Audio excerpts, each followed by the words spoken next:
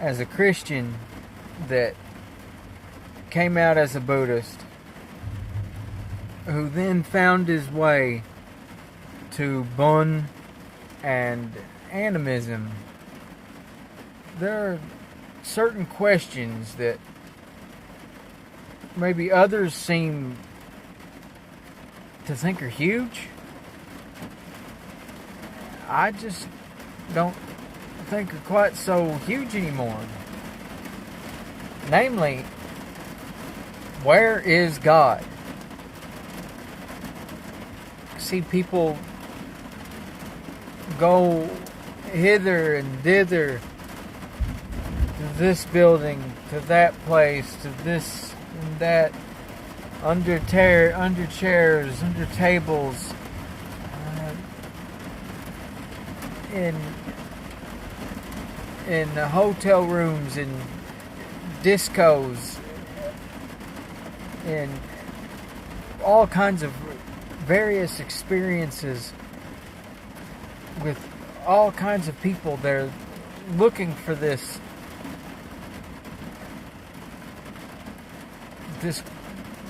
connection to something larger, and then wanting to put the label on it as God. And there's a whole can of worms here. I don't know whether I want to get into or not about it. About as to why we go looking for this one big... Look at why people go looking for things that way.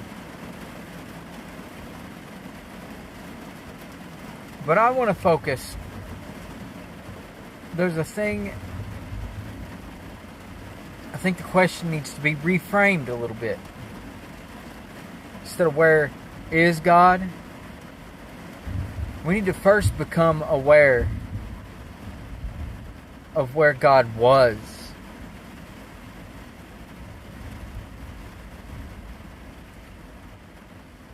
Where God was before certain people and forces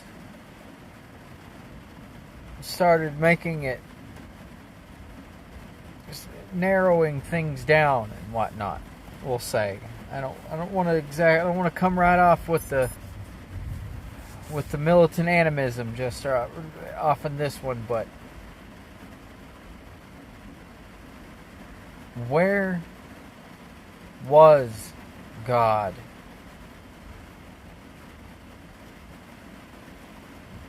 People, we go look for a God in a church. Well, ancient people, like really ancient people, didn't have no churches. You think about who, before anybody could cut stone,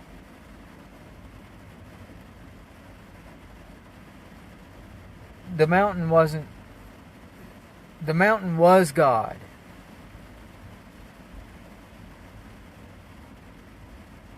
Before you could really cut down trees, or even after you could cut down the trees,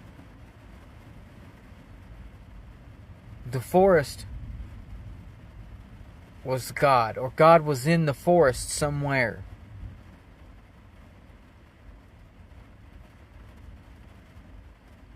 See, I've noticed a thing where we've put God in a little box.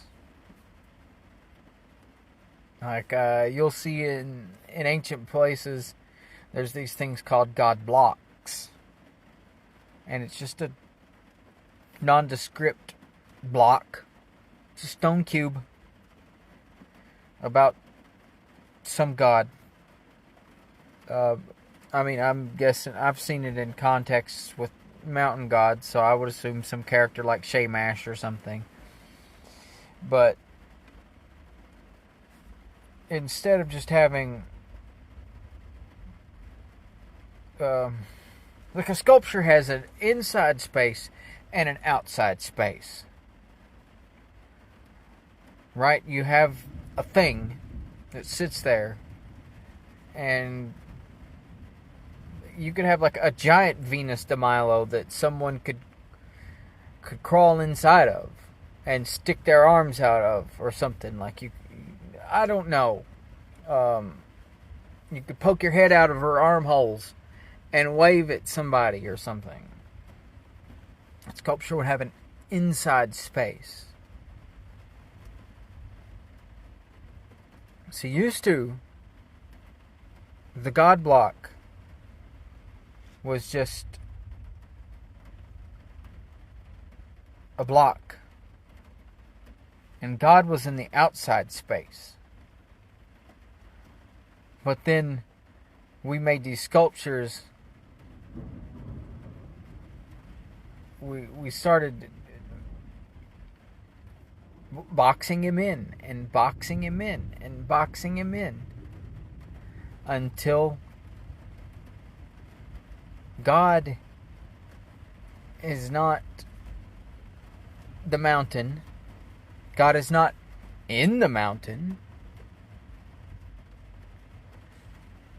God is in the church, and God makes mountains. See that leap? That's a big deal.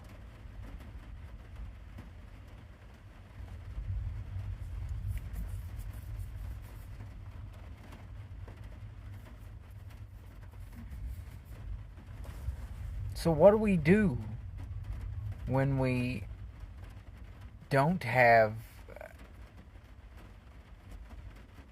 our wits about us? In the dark and the cold, or a scary forest, we look for God. Get on our knees and put our hands to the sky. We stick our fingers into the dirt. We say some quiet words.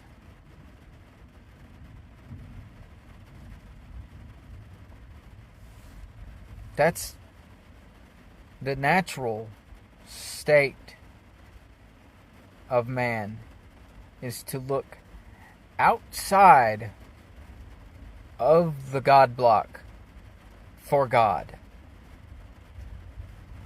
You made the God block because you believed in God, not the other way around.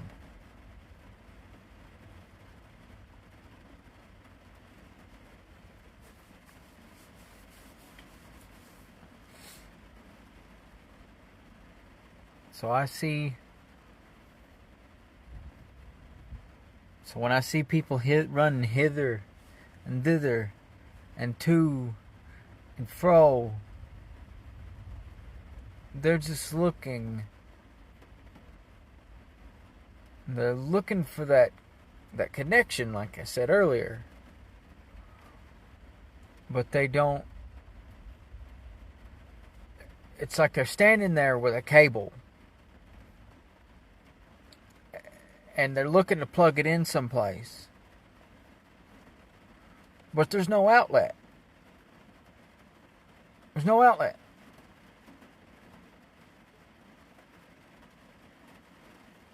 It's because God's not there. Yeah, and you're not these. You're not hearing this from like any sort of ecumenical, academic kind of perspective. This is what I think. All right. I don't think God's in a building. Like, it's not real.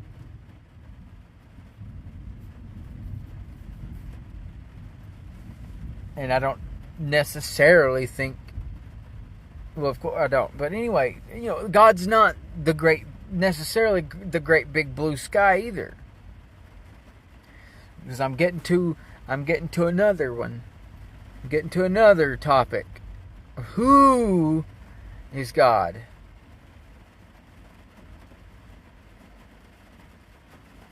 And I don't really know if I'm supposed to do that in this episode.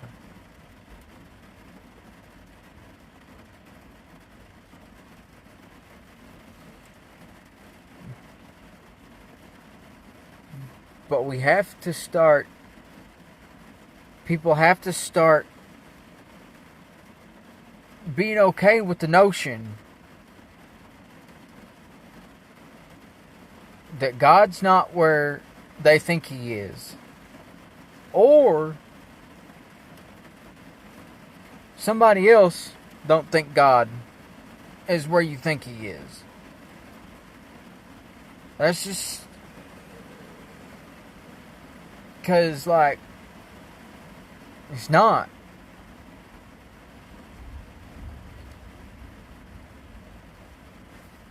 I think it's more helpful. It's helpful to understand how to think of these things as the Japanese look at them, kind of. The Shinto system with the kamis. I think that's very interesting. The kami and mushi and yokai and things like that, because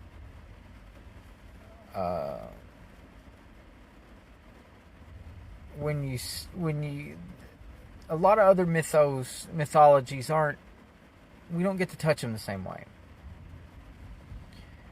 And through interacting with it in a Japanese kind of way, you can kind of get a look towards the Chinese, like Chinese, and then or Mongolian, and then farther east over towards, then into like the Lake Baikal people and stuff, those kinds of shaman. But the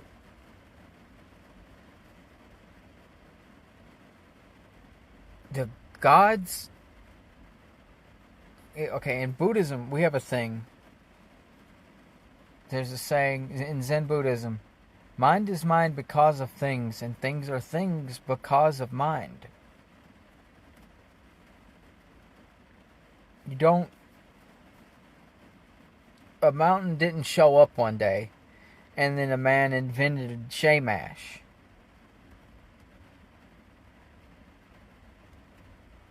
An avalanche came down the mountain, or they saw an avalanche come down a mountain or something, or a heavy rain came and they saw how the waters come out off of the mountains and absolutely thrash everything. And then somebody tried to climb a mountain all the way to the top. I'm going to get to the top. I'm going to get up there, and I'm going to, because you could see the Snow White Peak of Denali or Everest, right? But if you don't know that you're going to need some oxygen bottles, or you've got certain mutations and fitness, well, you're just going to die. Literally, no man can see God. If we're talking about a mountain god. Because you get up there and you smother to death. Even though you can see from miles and miles every way, everybody can see all the way which round. So that's like, why do gods live on Mount Olympus? Why is Mount Everest the axis of the world? Well, it's pretty obvious when you think about them in like a realistic concept to people that actually have to live around friggin' mountains.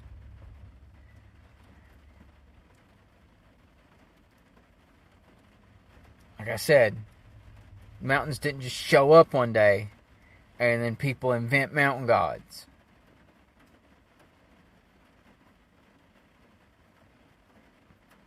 But then we cut down the forest and we made books.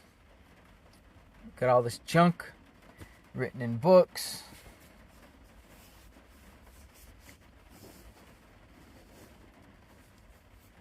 People think they can find God when it's like a substance that's in the air around you. It is the air. Like God was the mountain.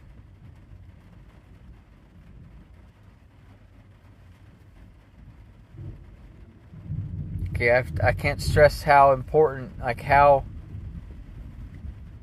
important, how big of a thing that is. Before you cut the mountain into pieces and build a temple out of it, it is God. Before you try to put the temple, the God in the temple. This is a control thing. Maybe this leaks onto another topic about that I intend to address too, which is submission. There's a certain kind of Buddhism they call Nichiren Buddhism. And they have a mantra they repeat, Nam Myoho Renge Kyo. And I'm gonna say right out, don't like them people.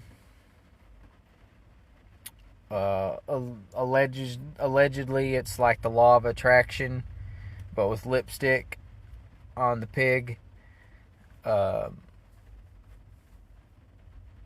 And that means I submit. Nam Myoho Renge Kyo means that's what they say.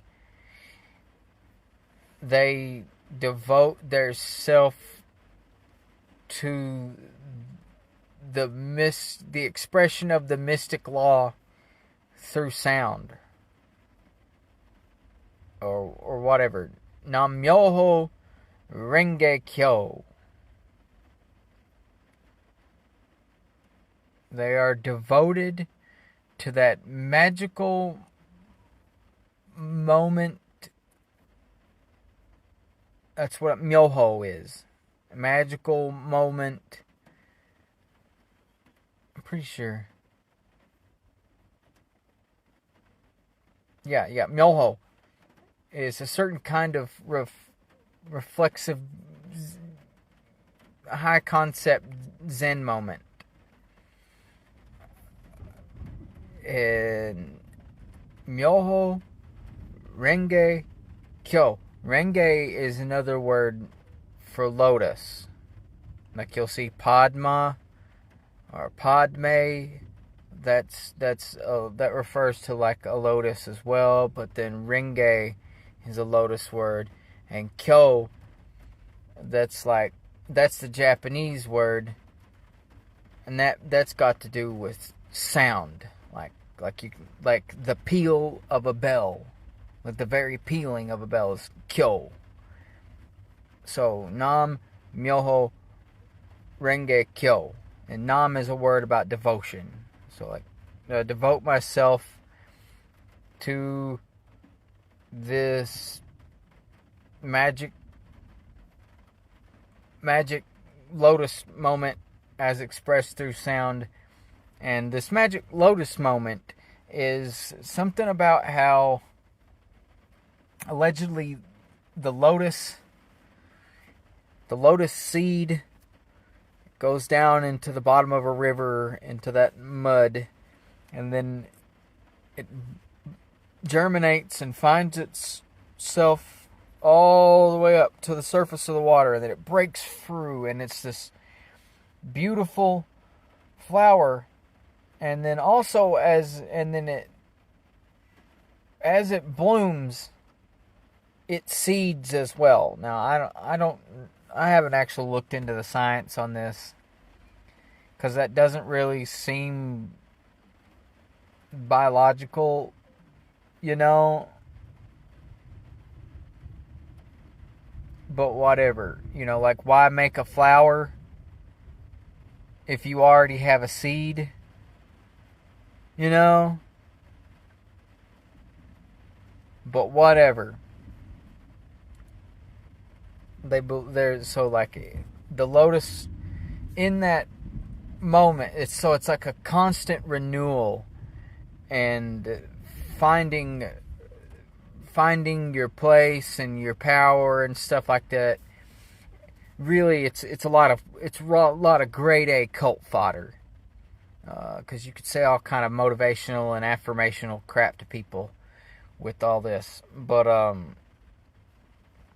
what happens is that's written in this box on a piece of paper, and they open the box up, and they have these beads, and then they chant that Nam Myoho Renge Kyo, Nam Myoho Renge Kyo, and I'm kind of glossing over this a bit, but the way they believe that by chanting and believing right, like chanting a certain way, good things will happen to them. They will attract value.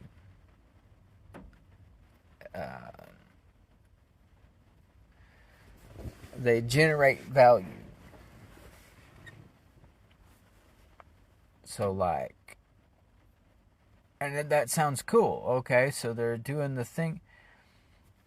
But are you submitting? Or are you just trying to get are you just trying to get special benefits for yourself? Are you just trying to bend the universe to your will? Or are you submitting? Are you allowing yourself to be ran over by the juggernaut? Should the juggernaut run you over? And of course, I mean, that's what juggernauts do. But still, submission. Like, maybe when we started building temples is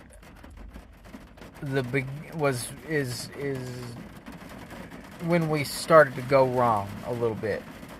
We stopped submitting. We decided when we started trying to bend God to our will. But then again, also, what if somebody comes and makes war on you, and you don't live next to your mountain anymore, and so you can't worship in your open air sanctuary? Like, it's like us that live around Moorhead, or every American. Imagine, there's this big magic mountain, and somebody, bam, bam, bam, bam, bam, dynamited it until there was the faces of these 5 white guys on it.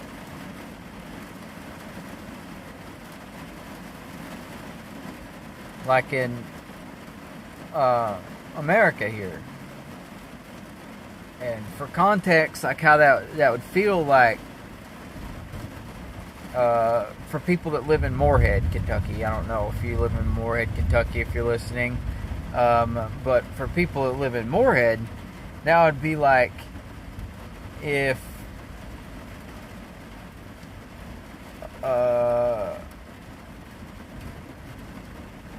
somebody from Richmond came and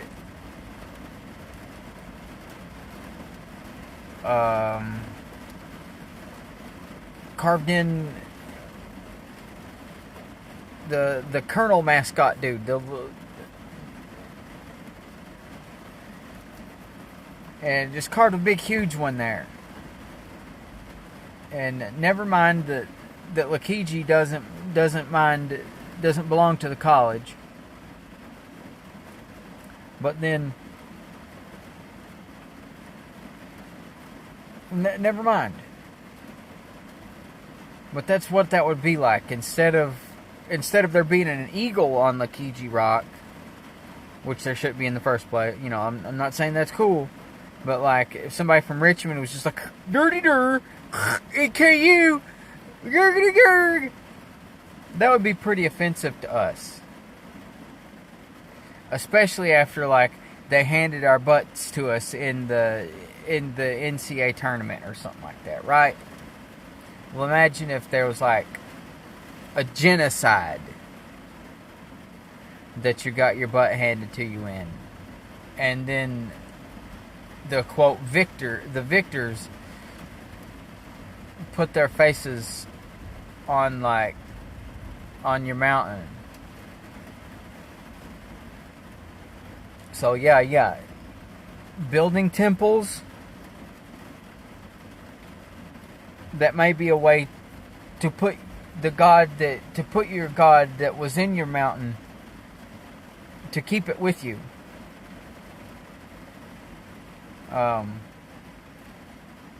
But other than that, I really believe that, like, building churches and stuff like that, and temples, it's kind of where we started to go wrong.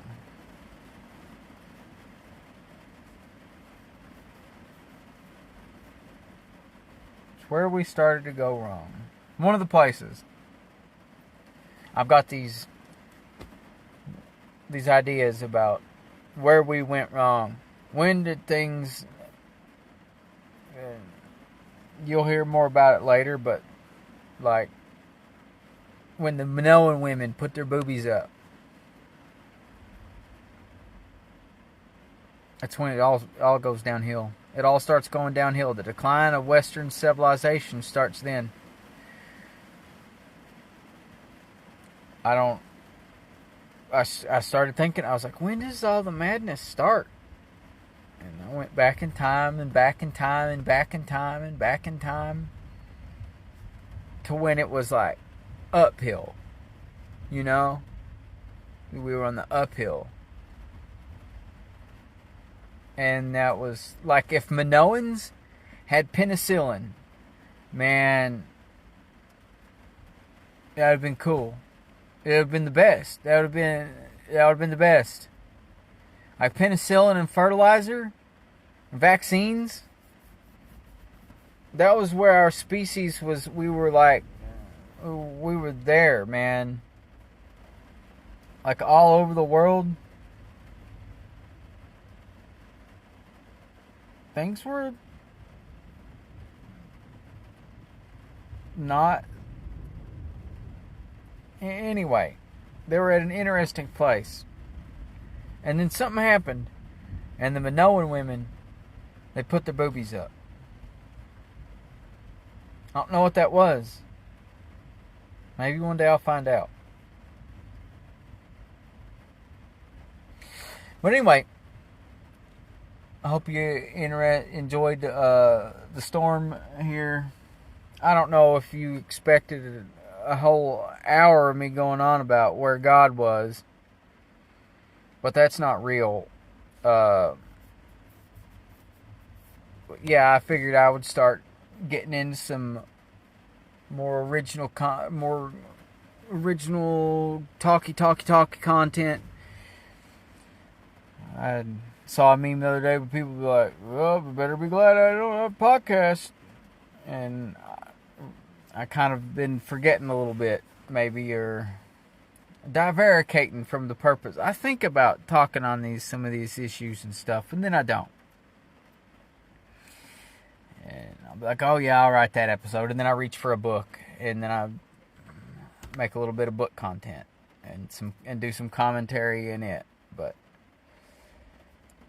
we'll start getting into these types of episodes, maybe more for you guys. Because, I mean, not to say like I've got all the answers, but it's a confusing world out there. And there's a lot of assholes out there. They're talking a lot of nonsense.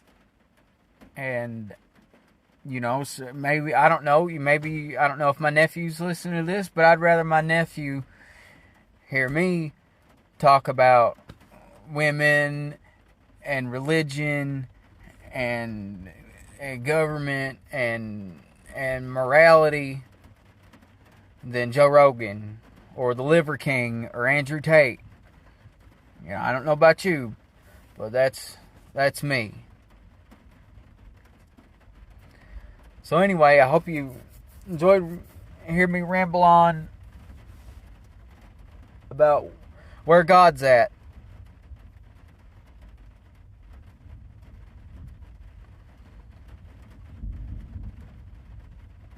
Even though I didn't really get to do anything about where God is.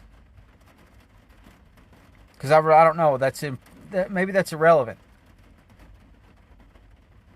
The question is where God was. Where God was before.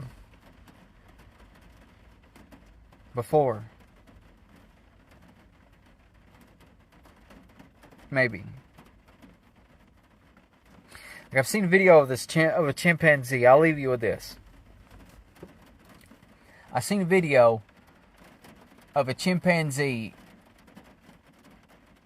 and the wind was picking up and making a big fuss and scaring other chimpanzees. And when you're the lead chimp, it's like, it's what you're gonna do, but also your responsibility to mean mug crap, you know, and make things balk at you, because just about anything in a chimp's world is gonna balk when an adult chimp is ready to fight.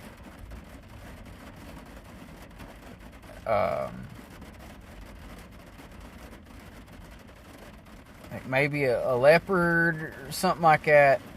I think they have leopards.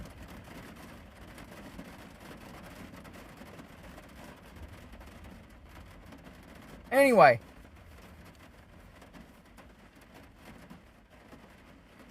A crocodile? Probably not.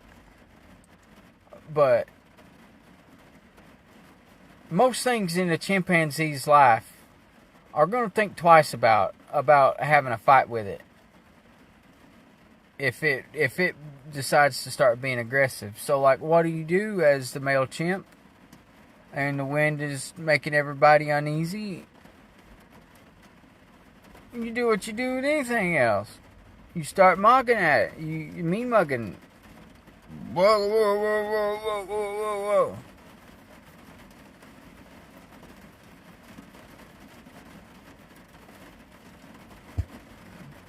Yeah.